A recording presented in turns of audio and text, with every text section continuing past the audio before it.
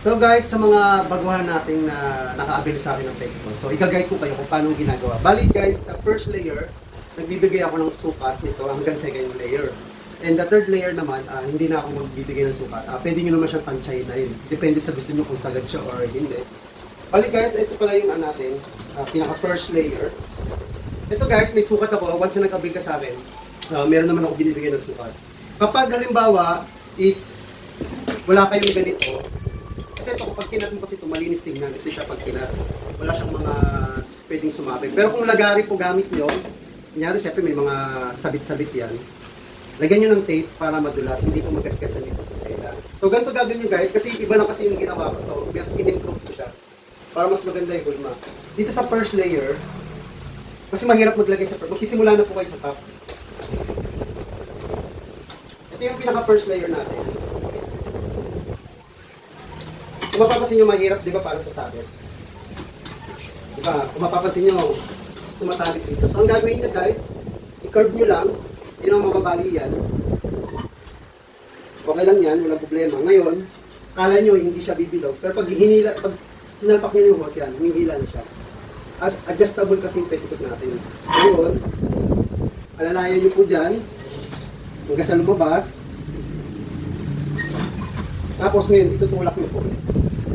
Hanggang sa ma-achieve na maipasok nyo yung tamang sukat. Binibigay naman akong sukat. Yan. And then, pag lumabas na siya, ito guys, may kinat ako dito, 5 inches. Bali ito guys, oversize siya ng 1/2. Bali 5 inches yung takto nito, 3/4. May dalawang klase nito, isang pwedeng maluwag, mayroong masikip. So, nakuha ko isang masikip. Pag masikip po, normal hindi nyo may sasagad yan. Parang kung ano lang yung maximum na pwede mo ipasok, yun lang. Tapos ito yung pinaka, ang may papasok mo lang is ganyan lang. Hindi mo may sasagad. Depende kung malatigas kamay, pwede rin naman. So ito, bali ito guys kasi sasabit siya eh, sasabit siya. Ang gagawin nyo, paano hindi ka mahirapan, ipasok nyo sa loob. Ngayon, pag napasok nyo sa loob, saka nyo itutulak, and then, ipupush nyo lang yan hanggang sa mapasok. Ayan, napasok siya. Kung mapapansin mo, bilog na bilog siya. Para hindi sumabit, ipasok nyo na lang sa loob. Ayan. Tapos guys, huwag muna kayong mag-pray ng pangit yung ganyan. Hindi pa tapos tayo guys. Yan. Ayusin natin yan. Ngayon, susunod naman natin yung pinaka second layer. Ito guys, nagbibigay din ng automation. Ito, naka-ready cut na to guys ha. Ready na. So, nag-cut na rin ako ng 3/4, 5 inches. Pusa. Ngayon, ilalagay na natin ito sa pinaka. Ito kasi yung pinaka-importante para maganda yung shape ng ating yan. Nakatutok pa yun. Di na kayo mahirapan dito sa pangalawa. Ngayon, pag lumabas na yung pinaka ano niya, ilagay nyo na kagad muna to. Gaya na sabi ko, hindi nyo siya masasagad. So, para hindi kayo mahirapan, ipasok nyo sa loob para hindi mahirap mag-lock. Ngayon, pag magkakat kayo guys, di ba may nagbigay ako ng sukat dito? Nagbigay ako ng sukat. Ito kasi magbibigay ako ng sukat sa inyo. Hindi na kayo mahirapan dito. Ngayon, sasalpak nyo lang din siya. Ito na yung first part natin. So, hindi pa tapos yan. Ayusin pa natin yan. Ito guys, naman sa pinaka-third, kayo nang bahala mag-distance kung gano'n po kalaki gusto nyo. So, ulitin ko. Pag lagari, tanggalin mo yung tape. And then, hindi naman kayo mahirapan dito sa pinaka-third eh.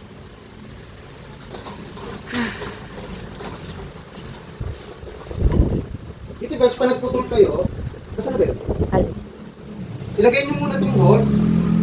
Halimbawa, ilagay nyo na ito yung 5 inches. Hindi natin may pipit kasi meron siyang nakakit na dito. Ngayon, pag nag-cut kayo, halimbawa, nag-cut kayo guys, dapat yung pagitan ng hose nyo, ipasok nyo na kanima. So, lagi nyo ipapasok para hindi kayo mag-alangan sa cut. Kung gagawin nyo guys, halimbawa, pag magka-cut kayo, ang distance nito, kailangan merong 1 inches na pagitan. So, tandaan nyo guys sa 1 inches. Kasi, papasok naman natin sa loob. Hindi natin may sasagat. Ngayon, may 1 inches na siya, ganyan lang. Diba? So, hindi pa yan tapos guys. Meron pa tayong ayusin. Ito naman yung pinaka-last part. Kaya magkalala dito kahit isagad nyo, huwag naman yung sagad na sagad, yung tamang sagad lang. Dito may tutok yun na. Dito din. Basta nakita po. Ngayon, ito na yung pinaka-last part. Same lang din. Lagi bago kayo mag-cut, ilagay nyo muna yung hose. Tapos nga pala guys, tip ko, para hindi nagbe-blend yung mga hose nyo, o ano yung way ng parang pa-curve niya, dapat susundin nyo. Hindi yung parang babalik ka rin nyo ng ganyan. So kung mapapansin nyo, para siyang pa-letter S. Kailangan pag letter C, susundin mo lang, para hindi po siya nagbe-blend. Tapos ngayon, gaya ng sabi ko, pag alam ko niya, naglalagari kayo, mag-marking na lang kayo, mag-excess kayo dito ng 1 inches. Ngayon, pag na-excess ko 1 inches, nakatunay, gaganyan nyo lang. Tapos, aayusin nyo, para hindi nagbe-blend, kailangan maganda yung pala niya. Ngayon, papasok ko na sa loob siya.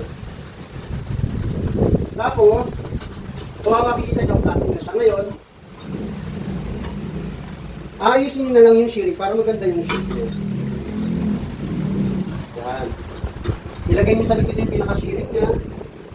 Tapos ito yung hose para, syempre, galing sa pagka-UP niya, igaganin nyo siya, imamassage nyo siya. May time kasi na hose na parang akala ko tabing pero hindi naman. Tapos gaganyan mo, mamasahin nyo lang. Hanggang sa ma-achieve yung tamang shape.